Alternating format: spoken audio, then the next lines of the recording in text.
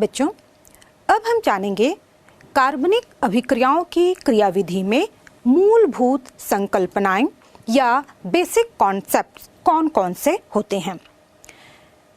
क्रियाविधि जानने से पहले हम ये जानते हैं कि कार्बनिक अभिक्रिया किस प्रकार से होती है। कार्बनिक अभिक्रिया में कोई कार्बनिक अणु किसी अभिकर्मक से क्रिया करके एक से अधिक मध्यवर्ती बनाता है जो कि आगे जाकर एक या अधिक उत्पाद में परिवर्तित हो जाते हैं।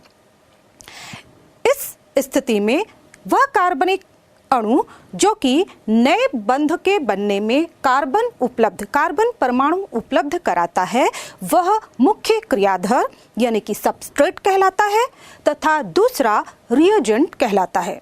और यदि दोनों ही कार्बन उपलब्ध कराते हैं तो एक मुख्य सबस्ट्रेट तथा दूसरा उप सबस्ट्रेट या उप क्रियाधर होता है।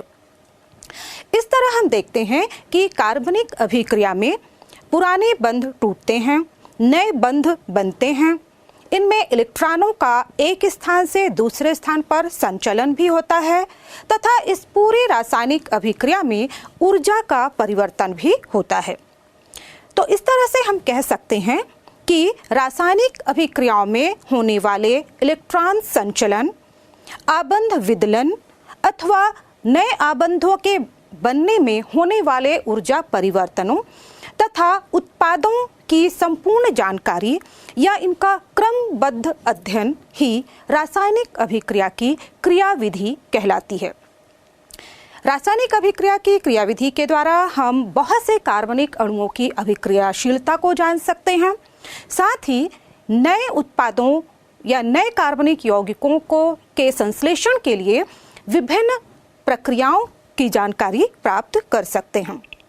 तो आइए अब हम जानते हैं कि रासायनिक अभिक्रिया की क्रियाविधि से जुड़े हुए कौन कौन से बेसिक कॉन्सेप्ट्स हैं। सबसे पहले हम जानते हैं सहसंयोजक बंधों के विदलन के विषय में। सभी कार्बनिक यौगिकों में मुख्य रूप से सहसंयोजक बंध पाया जाता है। जब अभिक्रियाएं होती हैं तो इन आबंधों का विदलन होता है।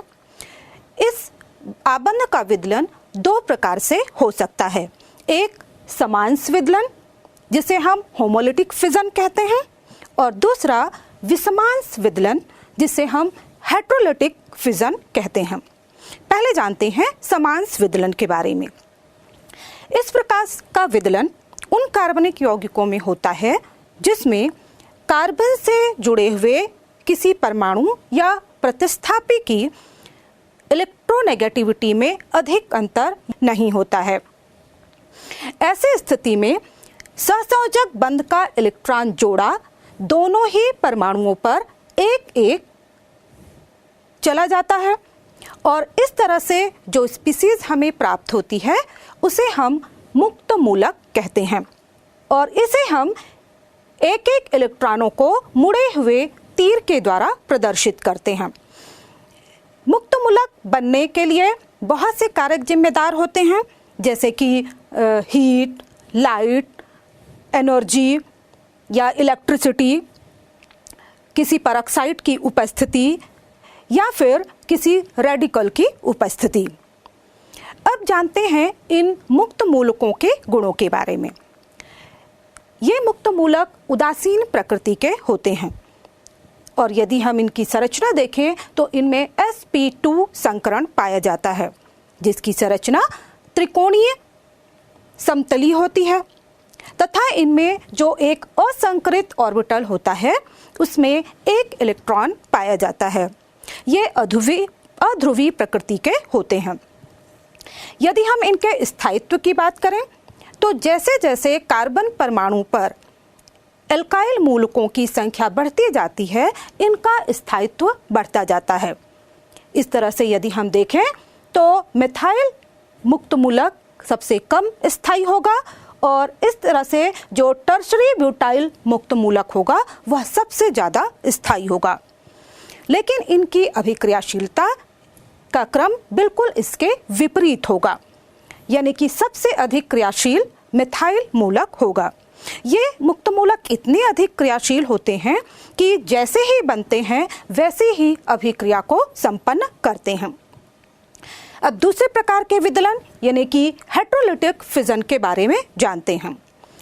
हेटेरोलिटिक फिजन उन कार्बनिक यौगिकों में पाया जाता है जिनमें कार्बन तथा प्रतिस्थापी के बीच ऋण विद्युतता में काफी अंतर होता है और इसमें दो स्थितियां हो सकती हैं। यदि प्रतिस्थापी की इलेक्ट्रोनेगेटिविटी अधिक होती है तो आबंधित जोड़ा सहसंयोजक बंध का जो इलेक्ट्रॉन जोड़ा है प्रतिस्थापी की ओर शिफ्ट हो जाता है, जिससे उसका अष्टक पूर्ण हो जाता है तथा उस पर एक ऋणात्मक आवेश आ जाता है, जबकि कार्बन परमाणु पर 6 ही इलेक्ट्रॉन बचते हैं तथा उस पर धन आवेश आ जाता है।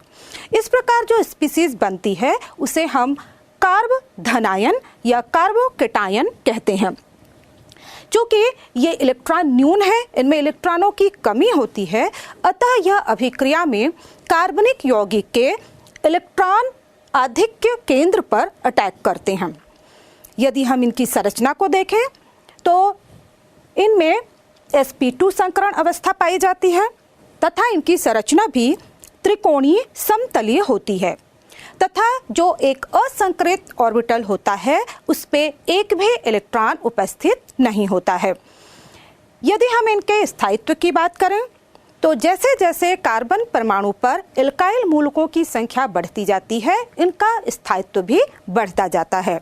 इस तरह से मिथाइल मूलक जो होता है वो सबसे कम स्थायी होगा तथा टर्सरी ब्यूटाइल जो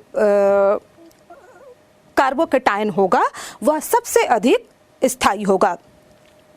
जो मिथाइल कार्बधनायन होगा वह सबसे कम स्थायी होगा, जबकि टर्सरी ब्यूटाइल कार्बधनायन होगा वह सबसे अधिक स्थायी होगा, जबकि इनका क्रियाशीलता का क्रम बिल्कुल इसके विपरीत होगा। दूसरे प्रकार का जो विषमांश विदलन होगा उसमें इलेक्ट्रॉन जोड़ा प्रतिस्थापी के तरफ न जाकर कार्बन की ओर चला जाता है, जिससे कार्बन पर 8 इलेक्ट्रॉन हो जाते हैं तथा उस पर ऋण आवेश आ जाता है। इस प्रकार जो स्पीसीज बनती है उसे हम कार्ब ऋणायन या कार्ब एनायन कहते हैं। कार्ब एनायन चूंकि इनमें इलेक्ट्रॉनों की अधिकता होती है, ये इलेक्ट्रॉन दाता की तरह व्यवहार करते हैं और ये कार्बनिक यौगिकों के इलेक्ट्रॉन न्यून केंद्र पर अटैक करते हैं, यानी कि ये नाभिक स्नेही प्रकृति के होते हैं। इनकी संरचना में विशेष ध्यान देंगे कि इनकी संरचना में sp3 जो कार्बन होता है sp3 संकृत अवस्था में होता है और sp3 संकृत अवस्था में हम जानते हैं कि संरचना चतुष्फल की होती है, लेकिन इनके एक ऑर्बिटल में एक लोन पेयर उपस्थित होने की वजह से इसकी संरचना पिरामिडल हो जाती है। इनके स्थायित्व की हम बात करें तो जैसे जैसे कार्बन परमाणु पर एल्काइल मूलकों की संख्या बढ़ती है इनका स्थायित्व कम होता जाता है, यानी कि इनकी अभिक्रियाशीलता इसके विपरीत होगी। तो यदि हम कार्ब एनायन की बात करें तो प्राइमरी कार्ब एनायन सबसे कम अभिक्रियाशील होंगे, जबकि तृतीयक कार्ब एनायन सबसे अधिक क्रियाशील होंगे। तो इस तरह से इन मुक्त मूलक कार्ब ऋणायन तथा कार्ब धनायन ये सभी मध्यवर्ती कहलाते हैं तथा कार्बनिक अभिक्रिया को पूर्ण करने में मदद करते हैं।